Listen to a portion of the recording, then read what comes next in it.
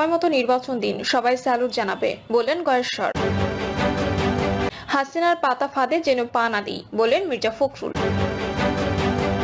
ধানমন্ত্রী ৩৫ নম্বরের নিচে পানি ছাড়া কিছুই মেলেনি।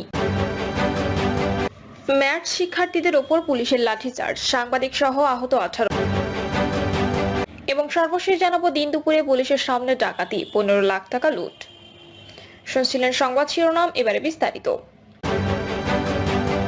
সময় মতো নির্বাচন দিন, সবাই স্যালুট জানাবে বললেন গয়েশ্বর। বিএনপির স্থায়ী কমিটির সদস্য গয়েশ্বরচন্দ্র রায় বলেছেন, এখন কোনো কাল বিলম্ব না করে সময় মতো যৌক্তিক টাইমে নির্বাচন দিন, সবাই স্যালুট জানাবে। অন্তর্বর্তী সরকারের সংস্কারের পেছনে অন্য কোনো উদ্দেশ্য আছে কিনা তা দেখা প্রয়োজন বলে মন্তব্য করেন তিনি। গয়েশ্বর বলেন, জনগণ অদৃশ্য শক্তির বিরুদ্ধে লড়াই করছে, এই অদৃশ্য শক্তিকে দৃশ্যমান করতে হবে। একজন ষড়যন্ত্র করে কাপড় নিয়ে দেশ ছেড়ে পালিয়েছে, এখন যারা নির্বাচন নিয়ে ষড়যন্ত্র করছেন তারা আগামীতে কাপড় পরে পালানোর পথ পাবেন না। ভাঙচুরের নামে বাজেট ট্রেডিশন চললে সংস্কার করে কি লাভ? এখন শেখ মুজিবের মৃত দিবস পালিত হবে 5ই আগস্ট, শেখ হাসিনা তাকে তিলে তিলে শেষ করে দিয়েছে। তিনি বলেন, ইসলামের নামে কারা দখলবাজি করছে তা বিভিন্ন দপ্তরে গেলে তা জানা যাবে। গয়েশ্বর বলেন, 31 দফা একটি জাতীয় সনদ, 62টি দল একমত হয়ে এই সনদ প্রতিষ্ঠায় নিরলসভাবে কাজ করে যাচ্ছে। গয়েশ্বর বলেন, 1/11 হয়েছিল বিশাল একটা সংস্কারের কথা বলে, কিন্তু সেটা জাতীয় জীবনে এবং রাজনৈতিক জীবনে একটি বড় কুসংস্কার হয়ে দেখা দিল এবং লুটপাটে দৌড়াতে শুরু করলো। এখন এটার ধারাবাহিকতায় কি এই সংস্কার, নাকি আসলেই আমরা আমাদের রাজনীতির জীবনে যত অসুস্থতা আছে সেটা থেকে সুস্থ হওয়ার সংস্কার? নতুন দল গঠন প্রসঙ্গে বিএনপির এই নেতা বলেন, 1/11 সময় দেখেছি অনেক কিংস পার্টির জন্ম, শেষ পর্যন্ত সেই কিংস পার্টিগুলো যে কোথায় হারিয়ে গেল তার কোনো নামগন্ধ নেই। ওরা আবার জার্সি পাল্টে আমাদের বৃহত্তর রাজনৈতিক দলগুলোর মধ্যে ঢুকে পড়লো। সে কারণে এই সরকারের যে কিংস পার্টি করার অভিপ্রায় নাই সেটা বোঝা কষ্টের। ধানমন্ত্রী 32 নম্বর সহ সারা দেশের ভাঙচুরের ঘটনার প্রসঙ্গে গয়েশ্বর বলেন, গত 2-3 দিন ধরে যেটা হয়েছে, হঠাৎ করে 6 মাস পরে এই চেতনা কেন? ফজরের আজানের সময় আজান না দিয়ে যদি সেটা মাগরিবের সময় দেওয়া হয় তাহলে কিন্তু মানুষ বিভ্রান্ত হয়। যদি 6 থেকে 7 তারিখ বা এক সপ্তাহের মধ্যে 32 নম্বরের বাড়িটি ভেঙে ফেলতো তাহলে কিন্তু জনগণ এটা নিয়ে প্রশ্ন তুলতো না। জনগণ প্রশ্ন তুলছে এই কারণে যে দীর্ঘ বিরতির পরে কেন এই ঘটনা, দীর্ঘ বিরতির পর কেন বিভিন্ন সাবেক মন্ত্রীদের বাড়িতে আক্রমণ। বিএনপির স্থায়ী কমিটির এই সদস্য বলেন, আমরা ন্যায় বিচারের জন্য লড়াই করছি, আমরা শেখ হাসিনাকে দেশে ফিরিয়ে আনতে চাই, বিচারের আওতায় আনতে চাই। এটা চলমান প্রক্রিয়া থাকবে আইনের দৃষ্টিতে, বিচারের দৃষ্টিতে, কিন্তু যতক্ষণ পর্যন্ত হাসিনাকে আনতে পারবো না ততক্ষণ পর্যন্ত নির্বাচন করব না, তা তো হয় না। হাসিনার পাতা ফাঁদে যেন পা না দিই বললেন মির্জা ফখরুল। বিএনপি মহাসচিব মির্জা ফখরুল ইসলাম আলমগীর বলেছেন, বাংলাদেশের ছাত্র জনতা ফ্যাসিস্ট হাসিনা সরকারের উৎখাতের মধ্য দিয়ে অভ্যুত্থানে সফলতা অর্জন করেছে, কিন্তু আজকে দুর্ভাগ্যজনকভাবে আমরা যেন হাসিনার পাতা ফাঁদে পা না দিই। আজকে দেশের স্থিতিশীলতা বিনষ্ট হচ্ছে, অস্থিরতা সৃষ্টি হচ্ছে, যেন সম্পূর্ণভাবে হাসিনা যে ফ্যাসিস্টের রেজিম ছিল সেই রেজিম তার জন্য দায়ী। আমাদের সাবধানতার সঙ্গে পা ফেলতে হবে। বিএনপি মিডিয়া সেলের সদস্য শায়রুল কবির খান জানান, দলের মহাসচিব এবং জাতীয় স্থায়ী কমিটির সদস্য আমির খসরু মাহমুদ চৌধুরী বিকেল 4টা 58 দেশে ফেরেন। যুক্তরাষ্ট্র থেকে লন্ডনে ফিরেছেন বিএনপির ভারপ্রাপ্ত চেয়ারম্যান তারেক রহমানের কন্যা ব্যারিস্টার জারনাজ রহমান। গত 6 ও 7 ফেব্রুয়ারি ওয়াশিংটনের ন্যাশনাল প্রেয়ার ব্রেকফাস্টে আমন্ত্রিত হয়ে যোগ দিয়েছেন মির্জা ফখরুল ইসলাম আলমগীর, আমির খসরু মাহমুদ চৌধুরী এবং দলের ভারপ্রাপ্ত চেয়ারম্যান তারেক রহমানের প্রতিনিধি জারনাজ রহমান। সফর সম্পর্কে মির্জা ফখরুল জানান, যাদের যুক্তরাষ্ট্র সফর খুব সফল হয়েছে, সে উদ্দেশ্যে ছিল তা সফল হয়েছে। বেগম জিয়া কেমন আছেন, যুক্তরাষ্ট্রে তার চিকিৎসা হবে কিনা?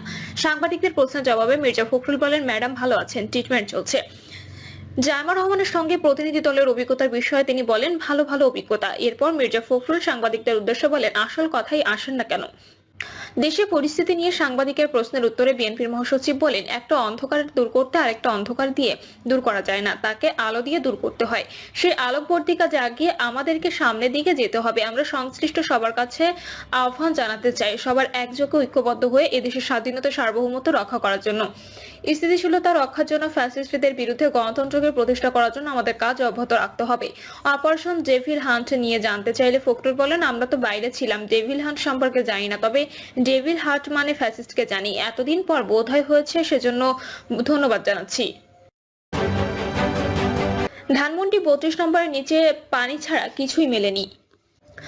আয়নাঘর বা গোপন বন্দিশালা আছে কিনা এমন সন্দেহ ঢাকার ধানমন্ডি ৩২ নম্বরের শেখ মুজিবুর রহমানের বাড়ির বেসমেন্ট থেকে পানি সরানোর পর সেখানে কিছুই পায়নি ফায়ার সার্ভিস।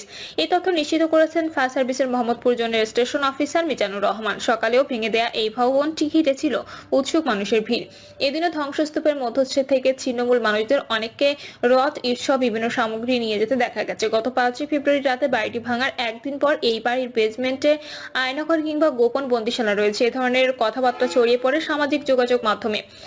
এসব নানা আলোচনার প্রেক্ষাপটে ধানমন্ডি ৩২ নম্বরের ওই বাড়ির বেসমেন্টে থাকা পানি সরানোর উদ্যোগ নেওয়া হয়। এদিন সকাল 10টার দিকে ফায়ার সার্ভিসের মোহাম্মদপুর স্টেশনের টিম সেখানে যায় পানি নিষ্কাশনের কাজে। তারা বাড়িটির বেসমেন্টে জমে থাকা পানি পাম্পের মাধ্যমে সরানোর কাজ শুরু করে। কয়েক ঘন্টা চেষ্টার পর দুপুর ১:৩০টায় পুরোপুরি পানি নিষ্কাশনের কাজ শেষ হয় বলে জানিয়েছেন ফায়ার সার্ভিসের দায়িত্বরত কর্মকর্তা মিজানুর রহমান। তিনি বলেন, ওই ভবনে বেসমেন্টে পানি অপসারণ করে আয়নাঘর বা তেমন কিছুর অস্তিত্ব পায়নি ফায়ার সার্ভিস। আমরা পাম্পের মাধ্যমে পানি পাশের লেকে ফেলে পুরোপুরি শেষ করি, তবে সেখানে আমরা কিছুই পাইনি। এরপর সেখান থেকে চলে এসেছি। বিকেলে ধানমন্ডি ৩২ নম্বরের ওই বাড়িতে গিয়ে দেখা যায় উৎসুক মানুষের ভিড়। বাড়িটি ঘিরে এতদিন যে ধরনের তথ্য ছড়ানো হচ্ছিল সামাজিক যোগাযোগ মাধ্যমে সত্যতা জানার জন্য সেখানে আসেন কেউ কেউ। অনেকে আবার বাড়িটি থেকে রড, ইট এসব পড়ে থাকা জিনিস নিয়েও চলে যাচ্ছিলেন।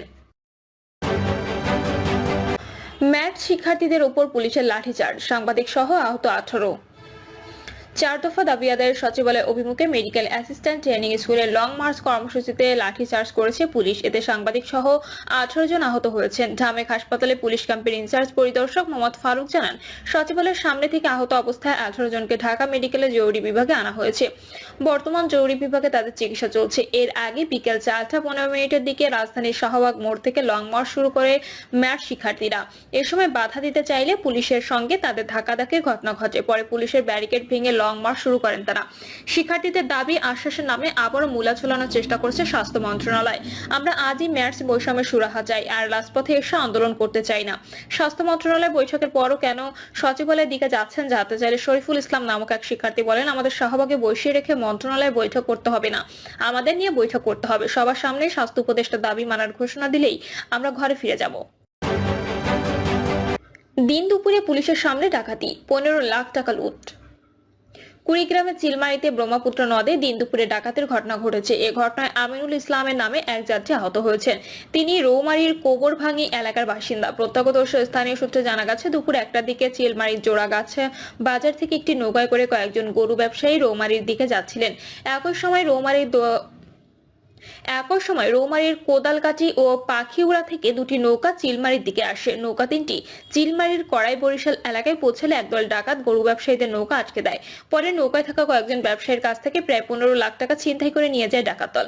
প্রত্যক্ষদর্শী নৌকার মাঝি মোসলেম উদ্দিন বলেন, গরু ব্যবসায়ীদের নৌকায় ডাকাতি করতে এসে আমার নৌকাতেও ডাকাতি করে।